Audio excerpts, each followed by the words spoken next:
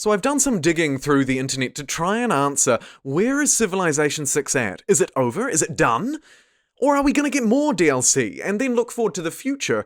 Civilization 7? Who knows what's on the cards? In this video, I want to take you through the context, how Civilization 6 got to where it is today, the typical life cycle of a Civilization game and how it's supported, the end of season or final free update for Civilization 6, the release of the Anthology, some ongoing community support, and finally some crystal ball gazing, pulling together everything that we know and all of the deep dive research that I've done through the internet, scouring the internet, to try and figure out, is Civ 6 done? Are we moving on to Civ 7? Or are we going to see another New Frontier Pass style of DLC for Civilization 6? Without any further ado, let's crack into the video, but before I begin, I would really appreciate a like rating if you support my deep dive internet dig for this video. Now, let's crack in.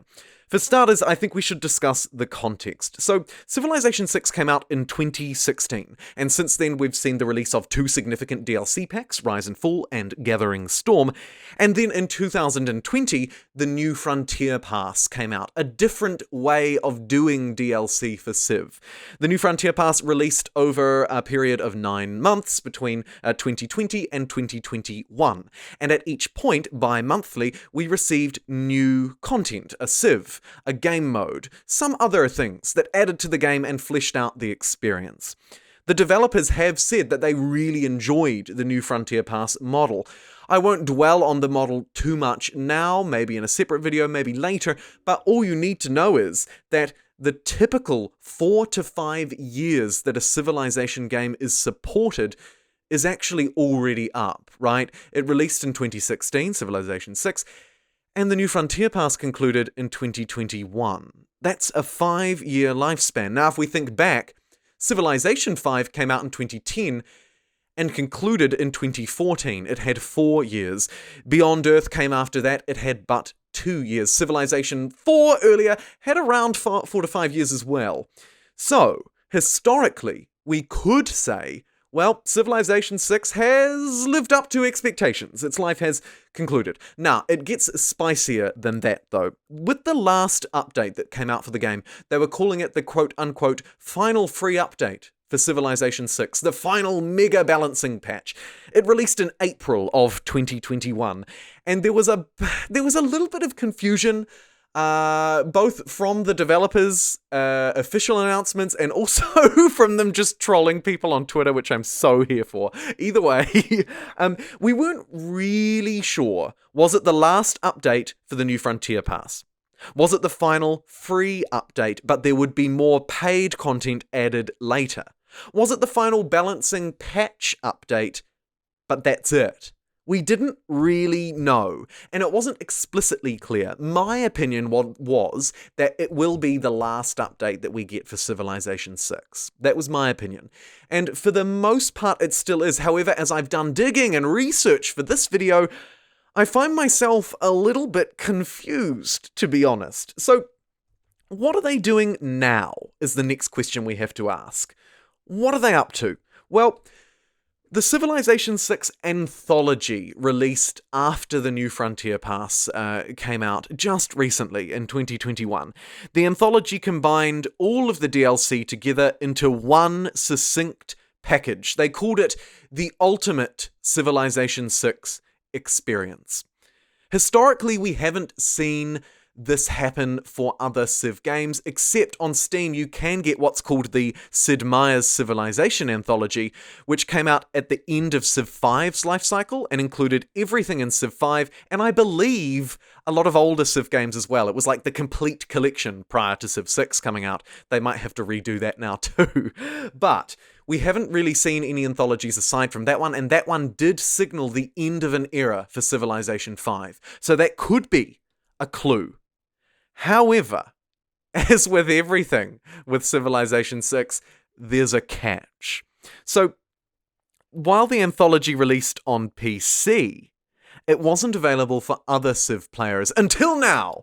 Just recently, at the time of releasing this video, it was yesterday, so July of 2021, the Anthology released on latest gen or next gen, I can't remember their wording, on the most recent consoles, right? So your Xbox, your PS5, those current gen consoles, I suppose is the right wording now have access to the Civ Anthology, everything except for the Red Death game mode, but everything else, including the new Frontier Pass content, is included. So what's clear from that is, and the takeaway there, is that clearly there is still support for Civilization 6, and there's still more to come, at least in terms of catching the other platforms up to where PC is at the moment. However, there's more ongoing support than just that.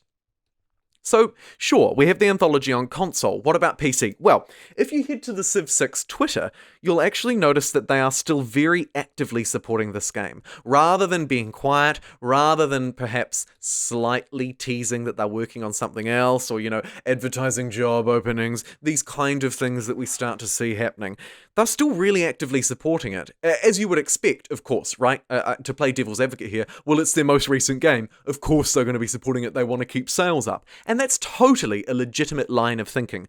However, I'd like to maybe allow us to consider some other possibilities. So on their Twitter, they've been pushing a lot of things within the community and really actively engaging.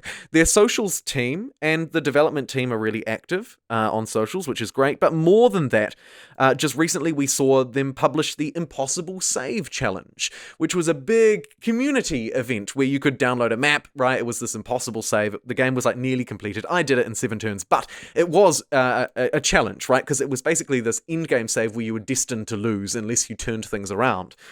But that's not the only example of community engagement. Before that, they did the Leaders Royale, where the community voted for their favorite leader in Civilization 6. So it would be fair to say that there's still a very active community for this game, not just you and I playing it as the consumers, but also from the developers and the publishers themselves. So, what have we discussed? Well, Civ is likely to end its life cycle, but they're still actively supporting it.